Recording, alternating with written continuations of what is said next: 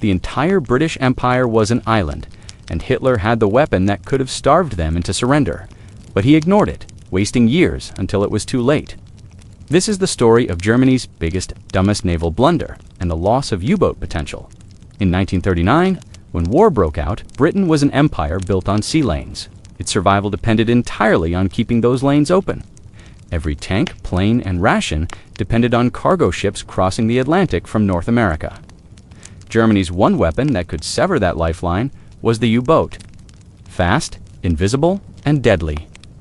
The submarine could have choked Britain's arteries before the war's second year. Yet Hitler and his naval high command never fully committed to the U-boat campaign when it mattered most. This failure wasn't about industrial capacity alone. It was about arrogance, poor planning, and the blind faith that land victories would make the sea irrelevant. In the late 1930s, Admiral Karl Dönitz, commander of the U-boat arm, warned Hitler that Germany would need at least 300 operational submarines to bring Britain to its knees.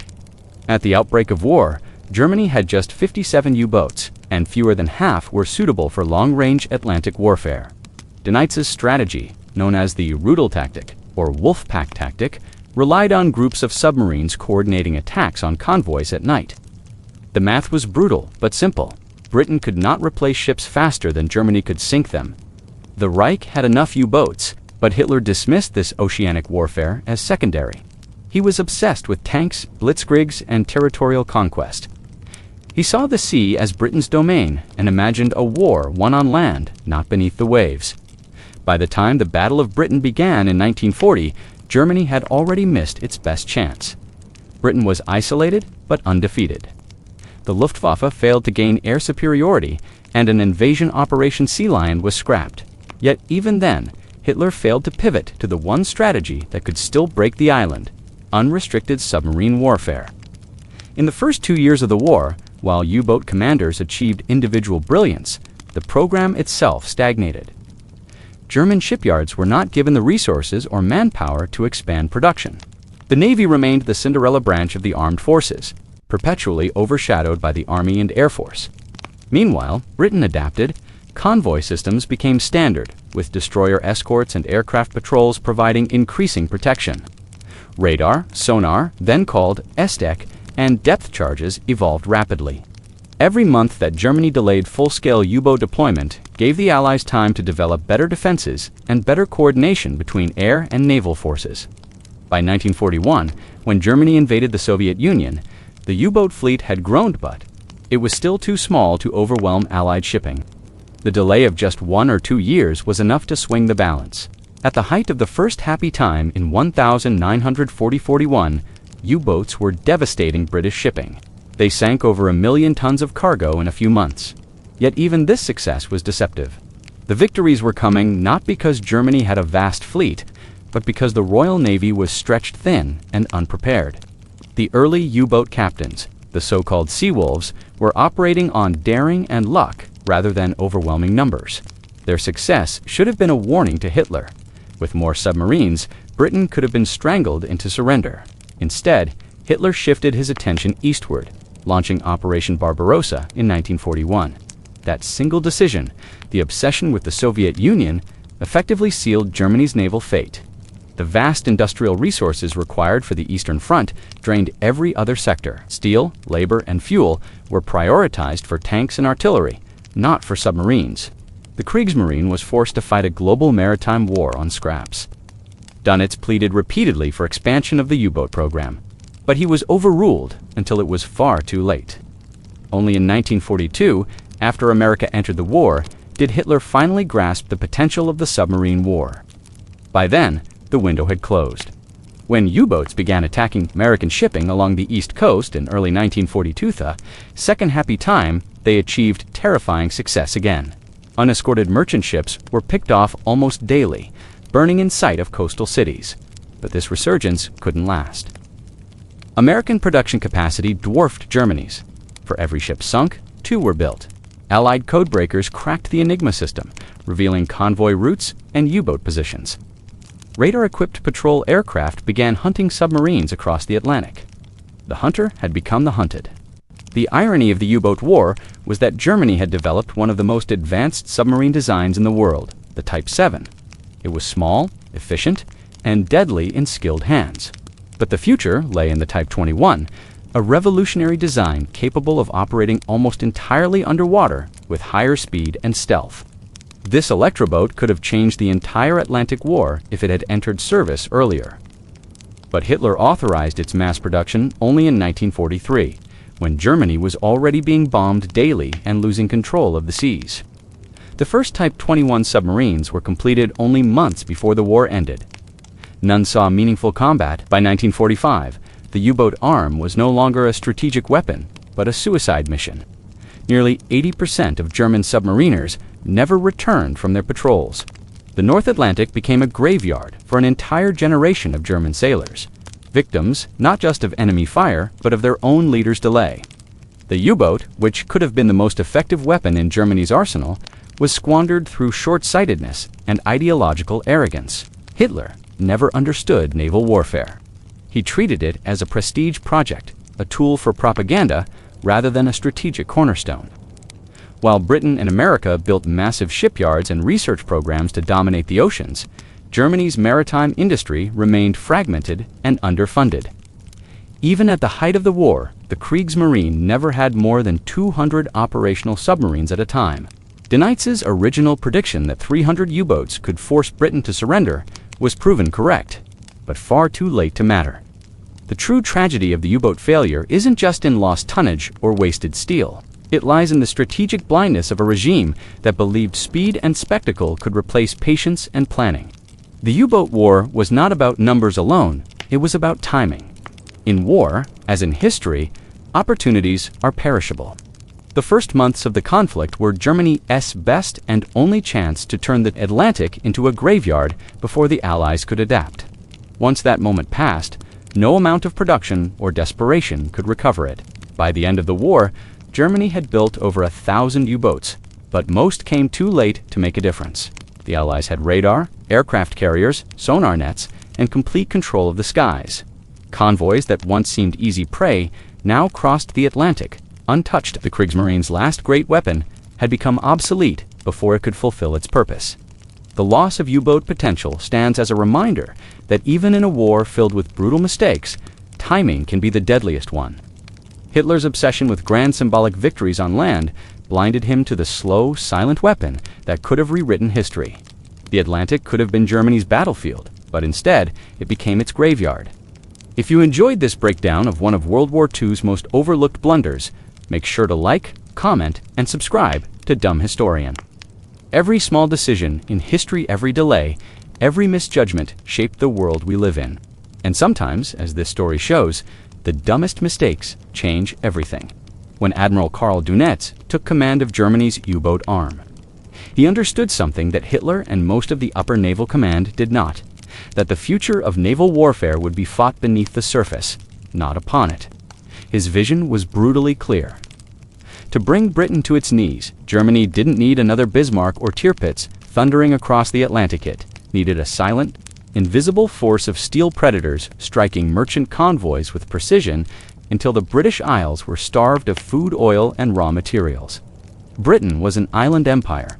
If her trade routes were cut, her people would face hunger and her factories would grind to a halt. Dönitz knew this could win the war faster than any tank battle in Russia or any Luftwaffe raid over London. But in the early years of the war, his pleas were ignored. The core of Dönitz's argument rested on numbers. He calculated that to choke Britain into submission, he needed at least 300 operational U-boats working simultaneously in the Atlantic. This wasn't a random guess. His calculations came from his understanding of convoy routes and the limited capacity of Britain's anti-submarine defenses in 1939 and 1940. At that time, radar and sonar were still primitive, and convoy escort groups were small and under-equipped. If 300 U-boats could patrol the Atlantic at once, he estimated that they could sink more ships than Britain could replace through new construction or American Lend-Lease support. This, he believed, would force Churchill's government into negotiation long before the U.S. could intervene fully. But Hitler and the Oberkommando der Marine, OK EMTHA, German Naval High Command, were still clinging to the romantic image of a blue water navy. Their focus was on massive surface ships that could project power and intimidate, not on small, stealthy submarines that hid beneath the waves. They saw naval prestige as being tied to big guns, heavy armor, and flagships capable of dueling the British Royal Navy on the open sea. This mindset led to the construction of expensive, resource-draining vessels like the Bismarck and Tirpitz. These ships consumed vast quantities of steel, manpower, and industrial capacity that could have produced dozens of U-boats instead. The irony was painful. While the Bismarck sank only one major British warship before being destroyed herself in May 1941. A single, well-coordinated U-boat wolf pack could destroy that much tonnage of merchant shipping in a single week.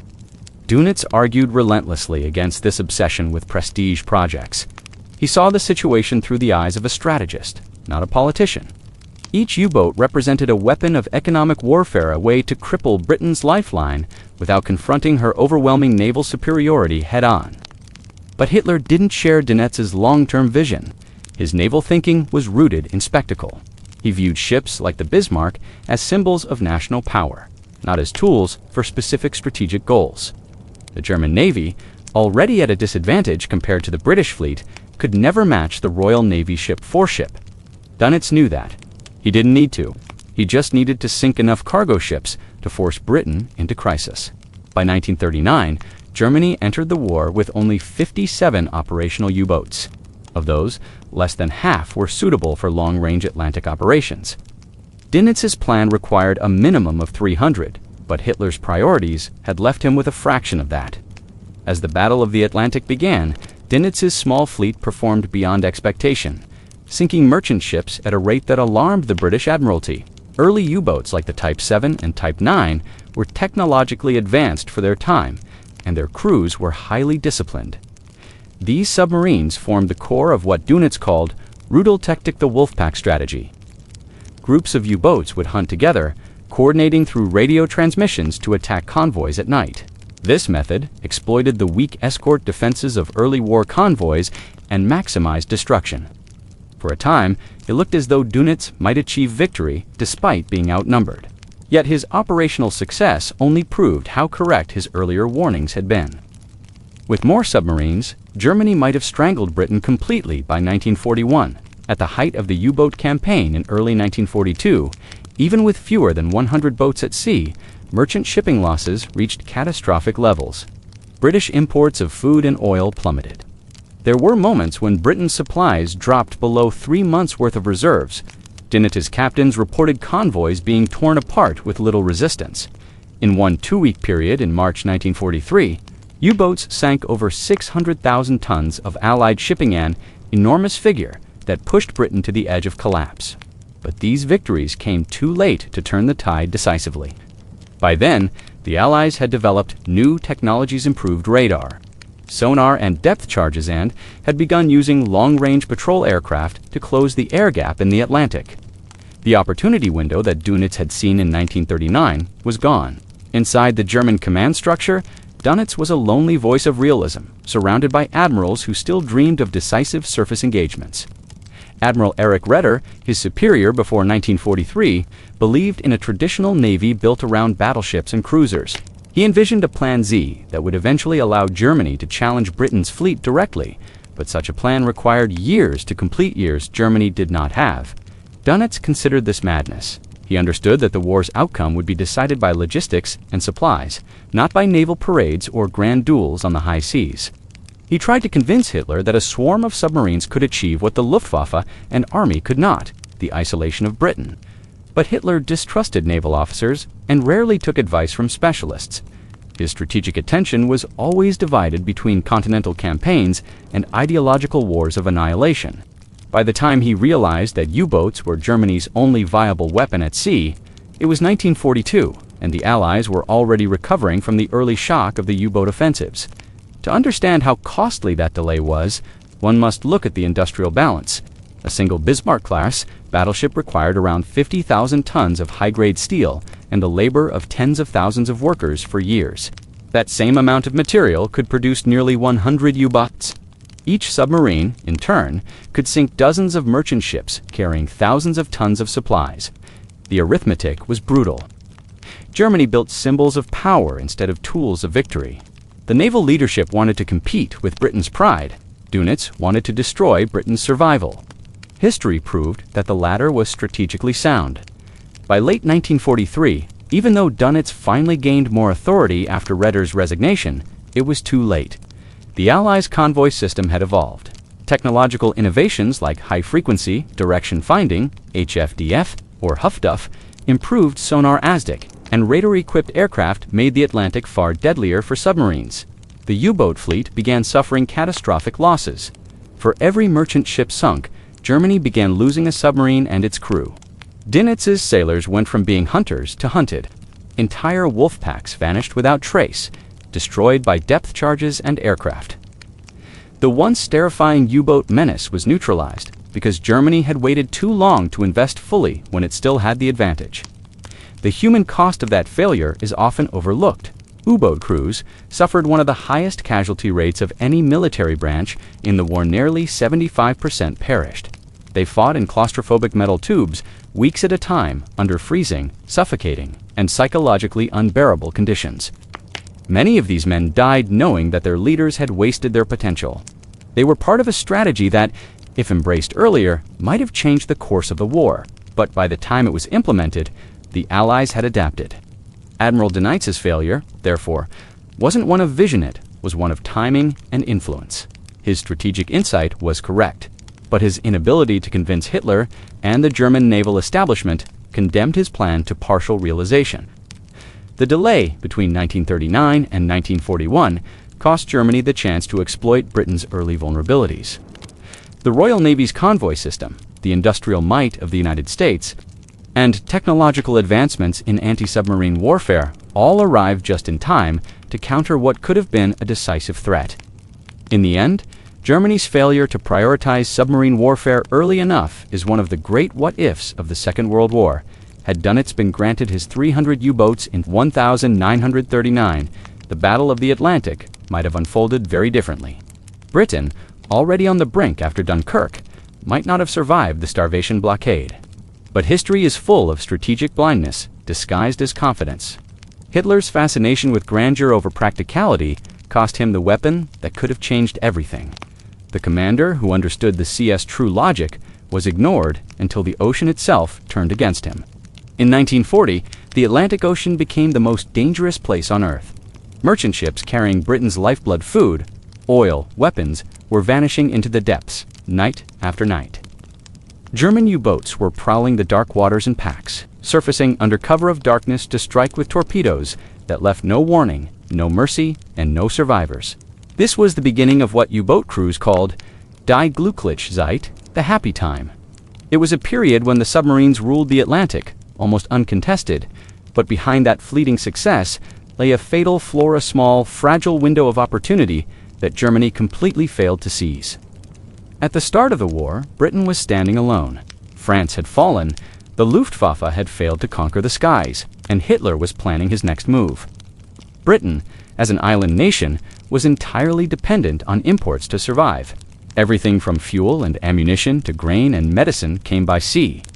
If those supply lines were cut, the British economy would collapse within months. Admiral Karl Dönitz understood this with ruthless clarity. He knew that the U-boat, not the battleship, was Germany's best chance to break the island's resistance. He predicted that 300 operational submarines, coordinated effectively, could starve Britain into surrender without a single German soldier setting foot on English soil. But Hitler did not listen. He was intoxicated by land victories, the swift fall of Poland, the lightning strike through France. He viewed naval warfare as secondary, a distraction from his grand vision of continental conquest. When Dönitz asked for 300 U-boats, he was given only 57, and most of them were small coastal vessels incapable of crossing the Atlantic. Despite this, the first years of the war would prove Dönitz right, and Hitler disastrously wrong. In 1940 and 1941, the Allies had almost no effective defense against submarines. Convoy systems were disorganized. Sonar technology, known then as ASDIC, was primitive and unreliable. Long-range aircraft coverage was almost non-existent over the mid-Atlantic, the so-called Black Pit, where ships were completely exposed. Its merchant convoys moved slowly and often without enough escorts. U-boat captains called it the hunting season. They could track convoys by radio intercepts, shadow them silently through fog or darkness, and attack in coordinated waves. Entire convoys of 40 ships were reduced to burning wreckage within a single night. The numbers were staggering. In 1940 alone, German submarines sank more than 1 million tons of Allied shipping.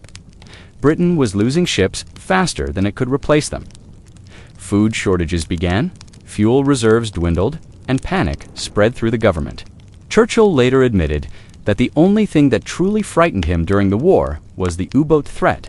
It was, in his words, the only thing that could have defeated us. But despite this overwhelming success, Germany failed to capitalize on it. The happy time could have been the turning point of the war, the moment when Britain's supply lines were permanently broken. Instead, Hitler and the Nazi High Command wasted the opportunity.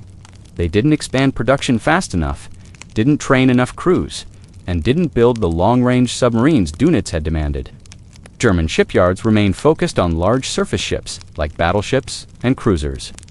Prestige projects that contributed almost nothing to the real strategic struggle. The result was a war effort that looked powerful on paper, but was hollow in the one area that truly mattered, controlling the sea. During these critical years, every delay mattered. A single U-boat could take months to build and crew. The infrastructure, dockyards, training facilities, and torpedo production had to be expanded in tandem. Dönitz begged for these resources, arguing that the war at sea was not about glory but about survival. Hitler ignored him, convinced that the war would be won on land long before Britain's navy could become a threat. He believed the Battle of Britain and the coming invasion of the Soviet Union would render the Atlantic irrelevant. That miscalculation proved fatal. By the time Hitler finally gave Dönitz what he wanted, more funding, more shipyard space, and more labor, it was already 1942. The U-boat fleet was finally growing fast. But the situation had completely changed. The United States had entered the war, bringing its vast industrial power and naval resources. The Allies were now building ships faster than Germany could sink them. Radar and sonar had improved. The convoy system was now disciplined and coordinated. Aircraft carriers and long-range patrol planes covered what was once the Black Pit. The element of surprise, the U-boat's greatest weapon, was gone. What makes this failure particularly tragic is how close Germany came to success during those early years. Britain's imports fell so low in 1941 that even a few more months of sustained U-boat attacks could have brought the empire to collapse. Historians estimate that if Germany had even 200 operational submarines at the start of 1940, the war in Europe might have ended within a year. Britain would have been forced to negotiate, and the United States might never have entered the conflict. Instead, the U-boat fleet never exceeded a few dozen effective boats during the crucial first 2 years. The irony of the happy time was that it created a false sense of security within the Nazi High Command. They mistook temporary tactical success for strategic control. Every ship sunk seemed to confirm the power of their naval campaign, but behind those numbers, the reality was grim. U-boat losses were mounting. Crew training was rushed, maintenance was delayed, and intelligence coordination lagged. The small, under-resourced fleet could not sustain the pressure indefinitely. The illusion of dominance blinded the Germans to how vulnerable their advantage really was, and when the tide turned, it turned completely. The Allies learned fast. They developed code-breaking techniques that allowed them to anticipate U-boat movements. Convoy escorts were equipped with better sonar and depth charges. The British even deployed escort carriers, small, cheap aircraft carriers that brought air cover directly into the Atlantic convoys. The hunters became the hunted. In 1943, the death rate among German submariners reached catastrophic levels. Over 75% of U-boat crews did not survive the war. The happy time had turned into the darkest time for the U-boat arm. The missed window of 1940-41 stands as one of the clearest examples of how arrogance and mismanagement can squander strategic opportunity. Hitler's failure to recognize the importance of timing was the same pattern that doomed him in other theaters, from the delay in building jet aircraft to the refusal to mobilize the German economy until it was too late. The U-boat war was not lost because the submarines were weak. It was lost because Germany's leadership refused to act when their advantage was absolute. Every war has a moment when the balance can shift, a window that closes faster than anyone expects. For Nazi Germany, That window was the first happy time.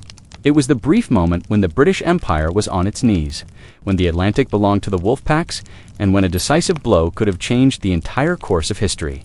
But instead of seizing it, Hitler looked east, toward Russia, chasing a fantasy of continental domination, while the ocean that could have won him the war slipped from his grasp.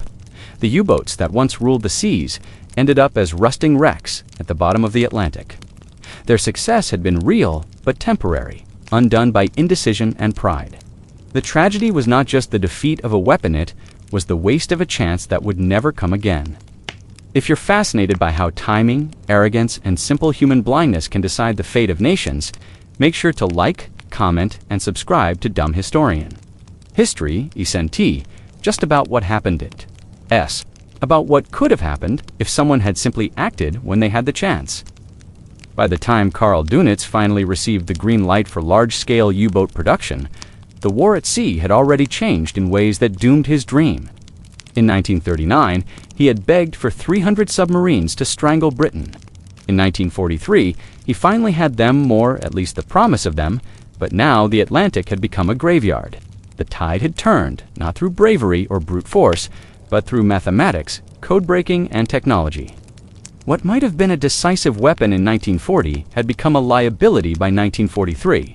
The ocean that once hid the hunters now betrayed them. In the early years, Dönitz's wolf packs ruled the Atlantic. The convoy system was disorganized, radar was primitive, and the British lacked enough escort vessels to protect every merchant route. A U-boat could prowl unseen for days, intercepting convoys by triangulating radio signals and intelligence from German listening posts. The U-boat's deck, gun, and torpedoes made it a terror to unarmed merchantmen.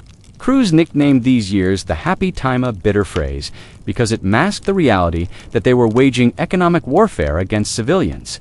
Sinking ships full of food and oil meant to keep Britain alive. The numbers favored Germany back then. Every ton sunk brought Britain closer to starvation. But Dönitz knew the clock was ticking. He understood that once the Allies adapted, the advantage would disappear. And that is exactly what happened. When Dönitz finally received full production authorization, German industry began churning out submarines in unprecedented numbers, hundreds of new boats. Many of them improved Type 7 and Type 9 models, and later the advanced Type 21 designs that could remain submerged for far longer. But the timing was disastrous. The Allies were no longer scrambling to survive. They were now anticipating every move. British and American scientists, cryptanalysts, and engineers had quietly dismantled the U-boat threat piece by piece. The first major blow came from Bletchley Park. The British codebreakers had cracked portions of the German Enigma code as early as 1941, but by 1943 their system for decoding U-boat communications had become devastatingly efficient. Every time a wolf pack received orders, the Allies often knew their position within hours. Dönitz had believed his encrypted radio traffic was unbreakable, and he built his operational tactics around that assumption. He was wrong. His submarines were being tracked without his knowledge. Convoys could be rerouted around ambush points before the U-boats even arrived. It was like sending hunters into the woods, only to find their prey had vanished. Meanwhile, the convoy system that Britain had once struggled to organize became a machine of coordination. Merchant ships now traveled in tightly protected groups with dedicated escort destroyers, corvettes, and aircraft carriers. Each convoy operated like a floating fortress, covered from the sea and the air. Radar-equipped planes from long-range patrol squadrons flew overhead, sweeping vast areas of ocean that were once safe zones for submarines. The air gap in the mid-Atlantic whence, the deadliest hunting ground, was now under constant watch from American B-4. Liberators fitted with radar and depth charges, U-boats that surfaced to recharge their batteries at night were suddenly visible, caught in the glare of radar-guided searchlights, and destroyed before they could dive. The ocean's physics itself turned against the Germans. Allied sonar technology, known as Astacad, improved dramatically, capable of detecting submarines hundreds of feet below the surface. Escort ships would drop patterns of depth charges with terrifying accuracy. What had once been a game of stealth now became a death sentence. Many submarines never even managed to fire a single torpedo before being hunted down. For the first time in the war, U-boat crews began to feel true fear. They were not the predators anymore, they were prey trapped in steel coffins. The shift was measurable. In 1942, the U-boats had sunk over 8 million tons of Allied shipping, pushing Britain to the brink of collapse. By the end of 1943, that number had dropped by more than half. Meanwhile, the Germans were losing submarines faster than they could replace them. Entire wolf packs were being annihilated. The loss rate soared to catastrophic levels. 1 in every 4 U-boats deployed in 1943 failed to return. By 1944, the figure reached nearly 1 in 2. That meant thousands of young sailors, many barely 20 years old, were dying in silence under the sea. For Dönitz, the irony was crushing. He had finally been given what he wanted: mass production, government support, and technological innovation. Factories in Hamburg, Kiel, and Bremen were turning out new submarines monthly, but few made any impact. The new Type 21 Electroboot, which could have changed the war with its higher underwater speed and battery endurance, entered service too late to matter. Most were destroyed in port or captured unfinished at the war's end. It was the ultimate symbol of Germany's strategic mismanagement vision without timing.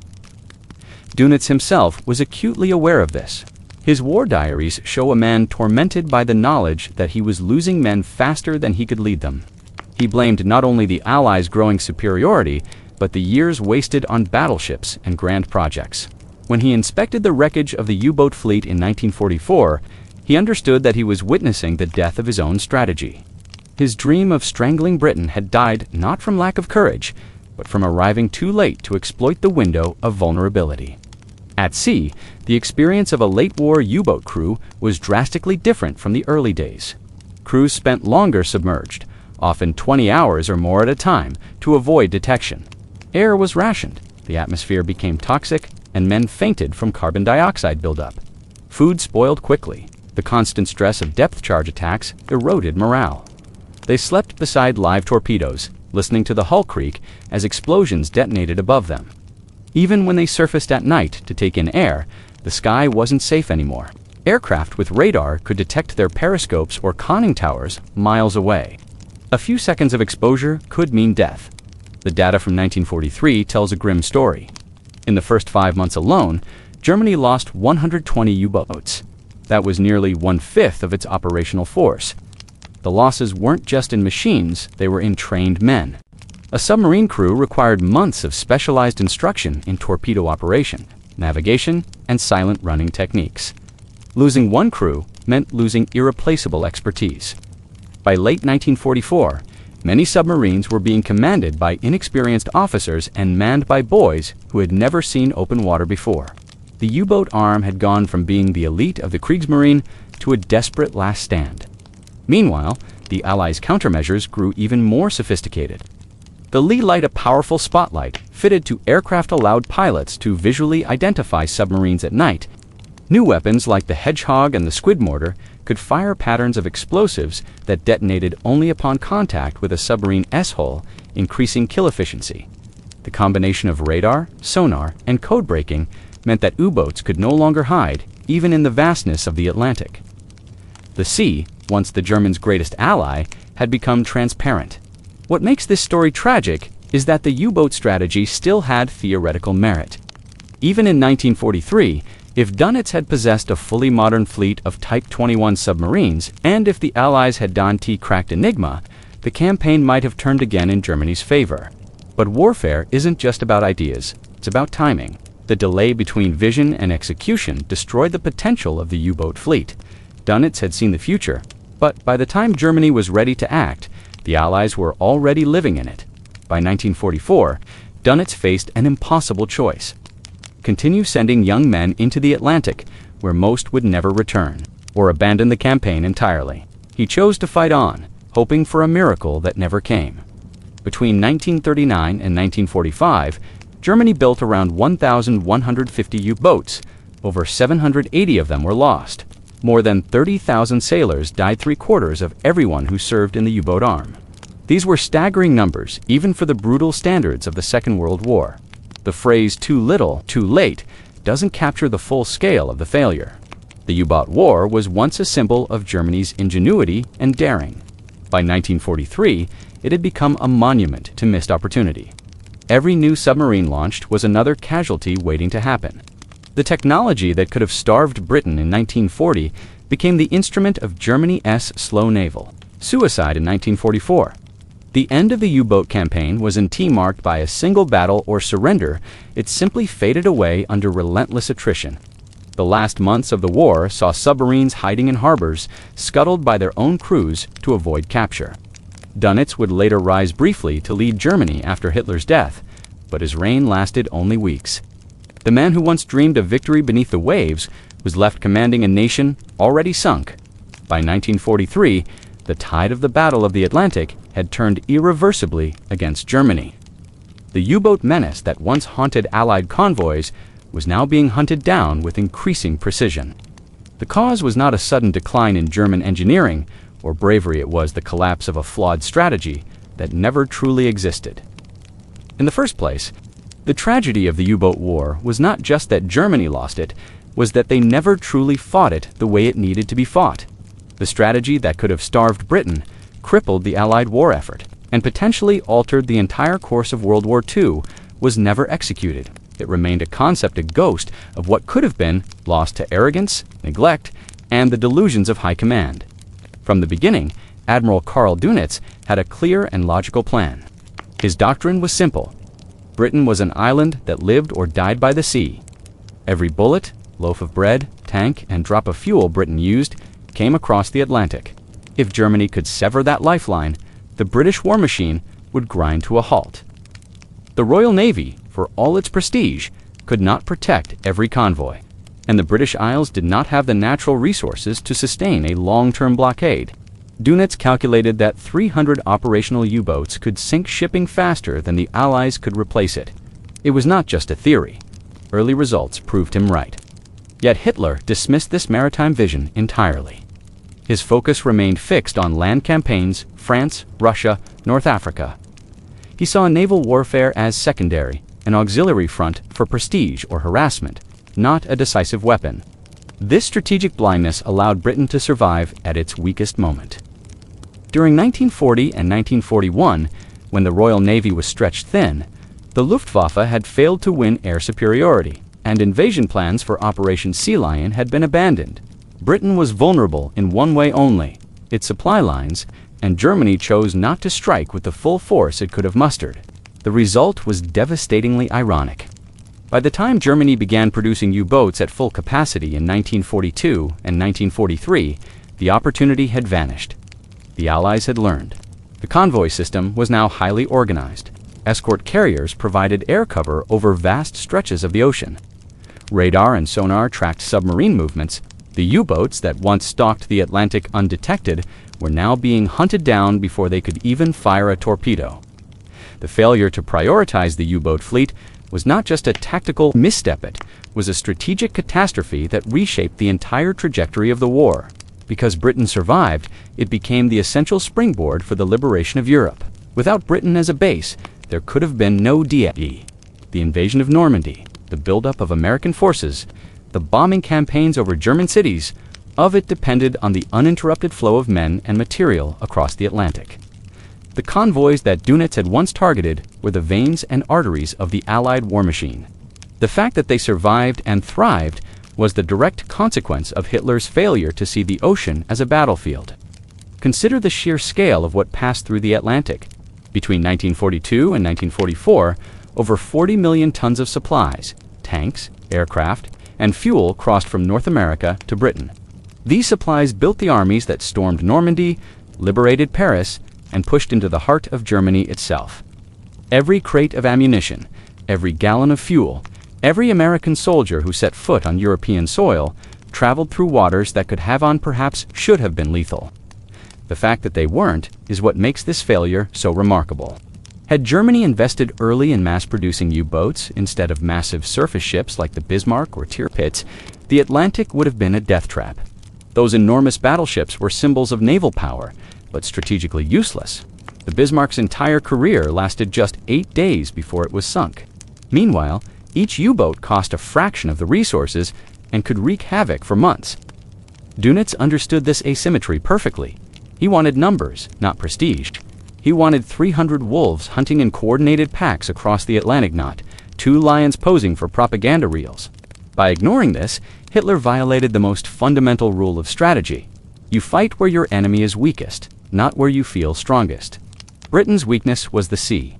Germany's potential strength was in submarines. The two never met at the right time, and this mistake rippled outward. Because the U-boat threat was never decisive, the Allies were able to adapt and strengthen faster than Germany could escalate. The Americans brought their immense industrial capacity to bear. In 1943 alone, the United States built more merchant ships than the Germans had managed to sink in the entire war. They also mass-produced escort carriers, destroyers, and long-range aircraft equipped with radar and depth charges. The U-boat fleet that could have ruled the waves in 1940 was now outnumbered, outgunned, and outsmarted. By 1944, the Battle of the Atlantic was effectively over. The sea lanes were secure, the convoys were arriving on schedule, and the Allies were preparing for the invasion of Europe. The once feared U-boat arm had been decimated. Out of roughly 40,000 men who served in submarines, more than 30,000 were killed, a staggering 75% fatality rate. It was the deadliest service branch of the entire war. The wolf packs that had once terrorized the seas were now hunted to extinction. And yet, the legacy of this failure is more than just numbers or lost ships. It's a story about how ego and obsession can destroy even the most logical strategy. Hitler's fixation on land power blinded him to the reality that wars are not just fought with tanks and armies, they re-sustained by logistics. The fuel that runs a tank, the food that feeds a soldier, the bullets that fill a rifle all depend on the supply chain. Dönitz saw that truth clearly. Hitler never did. If Germany had cut off the Atlantic lifeline in 1940, history might have unfolded very differently. Britain might have been forced to negotiate peace. The Soviet Union might have faced Germany alone, without Western support. The United States might never have found a foothold in Europe. Even the atomic bomb might not have been developed in time to change the outcome. All of these hinge on one simple fact: Britain survived. And Britain survived because Hitler did not listen to his admiral. The loss of U-boats' potential was, in essence, the loss of the war itself. It was the point where short-sighted leadership, overconfidence, and strategic arrogance converged to waste Germany's only realistic chance of victory. It's a perfect example of how wars are not lost only in battles, but in the decisions made long before the fighting begins. And so, what began as a simple oversight of failure to prioritize one weapon ended by shaping the entire world. The convoys that crossed the Atlantic carried not just supplies, but the future of the modern age. The United States emerged as a global superpower. Europe was liberated. The world order we live in today was born out of those ships that made it safely across the sea. All because one man chose to build monuments instead of machines that could win. If you're refascinated by the hidden turning points of history, the decisions that changed everything without a single shot being fired, make sure to like, comment, and subscribe to Dumb Historian. Because sometimes, the most decisive moments in war aren't fought on the battlefield, they re-lost in the strategy room.